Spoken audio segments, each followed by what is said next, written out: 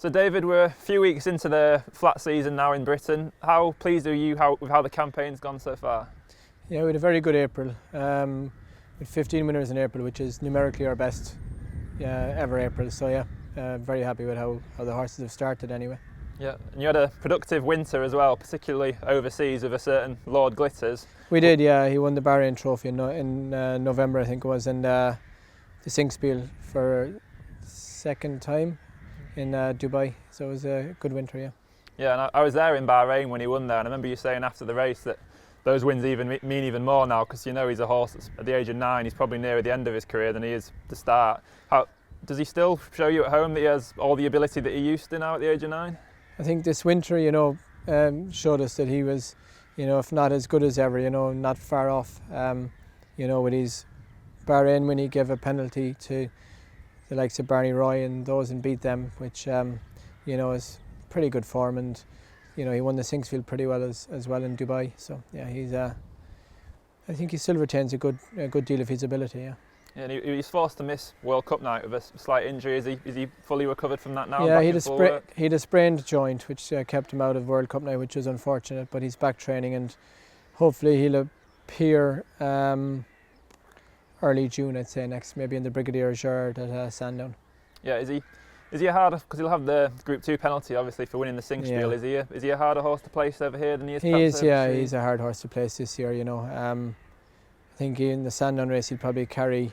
It's a Group 3, so he carries a fair bit extra in that. And in the past we've gone down the Queen Anne route. We feel that he probably wants a touch further nowadays. So he will be tricky to place. But races like the Strensel late on in the year and stuff really should be on his agenda. Yeah, and all started with his first win for you, Lord Glitters, in the Balmoral Handicap. You've got another winner of that race in the yard in Escobar. Yeah. We've not seen him since he ran in the Balmoral again last year. When will we see him again? Escobar got sick on me in early Feb, and he was probably run down for about 3.5 weeks. High temperature, snotty nose. We had quite a few that did that. So he's going to be a little bit later starting. I suspect he might be making his seasonal debut sometime in early June, I would have thought. Yeah, and will it be a similar campaign for him, sort of mixing listed races and those big heritage handicaps? I think so, yeah. If we got him back to Goodwood for their big handicap, the Goodwood Mile, and ultimately the Balmoral, and he'd take in sort of like a listed race or a Group 3 as well if the timing was right. That's sort of his thing. Yeah. And then you got Ross Colin. He had a really good year last year and ran well on his reappearance, but slightly flat run at Haydock on Saturday. He ran well in his reappearance at Thirsk, and I thought he ran a nice race at Sandown as well in the Sandown Mile. Don't really know what went wrong at Thirsk or at Haydock on Saturday. It was a below par effort. We're still no wiser why he's thrown one in. It's unlike him, but I'm sure he'll bounce back.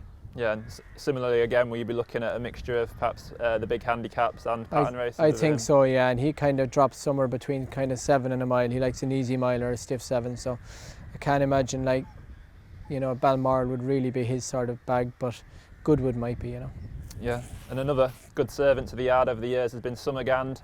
Summerghand was in Dubai through the winter. That flat 6 in Dubai doesn't necessarily suit him that well. He seems to love Newmarket, and Ascot, he was only just touched off there, and he won a Stewards Cup obviously at Goodwood a couple of years ago, so it'll be all kind of similar targets again this year. He won the Hopeful Stakes. In fact, last year he won the Abernunt, the all-weather final, and the Hopeful, so he had a great year last year and the year before the Stewards Cup, so hopefully he can bag a nice one again this year. Yeah, he's got when I last looked, he's got a couple of entries at York this week. He does, yeah. It's highly likely he'll run at York on over the 6 furlongs, yeah. And you got Nomadic Empire, another horse who's got a couple of options at York this week. Might we see him there? Yeah, we gelded him through the winter, and I think he's sort of settled him down a bit. He used to get quite stressed. He ran a nice race at Ripon there, and his first run of the year there about a couple of weeks ago, over 5. He's got 2 options at York, the 5 and the 6. We'll have a look at them both and decide with Peter Harper and Sheikh Sultan, which one to go for. But he's versatile. The flat 6 at York does suit him well. Yeah, I mean, you'd almost say he probably should have won at Beverley if he'd enjoyed the rub of the green a bit more. I thought he looked unlucky, so you'd hope he's still on a good mark on that run. Yeah, at Ripon maybe, but yeah. Ripon, sorry. He was, he was locked up with little room to get out, but look, it was only his first run of the year, so hopefully he can build on it. Yeah, and another horse with the similar options at York this week is Alligator Valley, a relatively new recruit to the yard. Yeah, we gave him a run in the all-weather there quite a while ago, and he ran a nice race, having not run for about, the best part of 2 years. He's won at York before as a 2-year-old, so, we're looking forward to bringing him back there. He'll run in the 5 furlong race. Yeah, he was a smart sprinter for Joseph O'Brien before, and what he did on his first run for you, you'd like to think he retains at least or at least some of his ability, and hopefully most of it. We were delighted with his first run back. He looks a good fast horse at home. He's in good form, and we're looking forward to getting him going on the grass. Lovely. Thanks very much, David, and wishing you the best of luck for the rest of the season. No problem. Thanks, guys.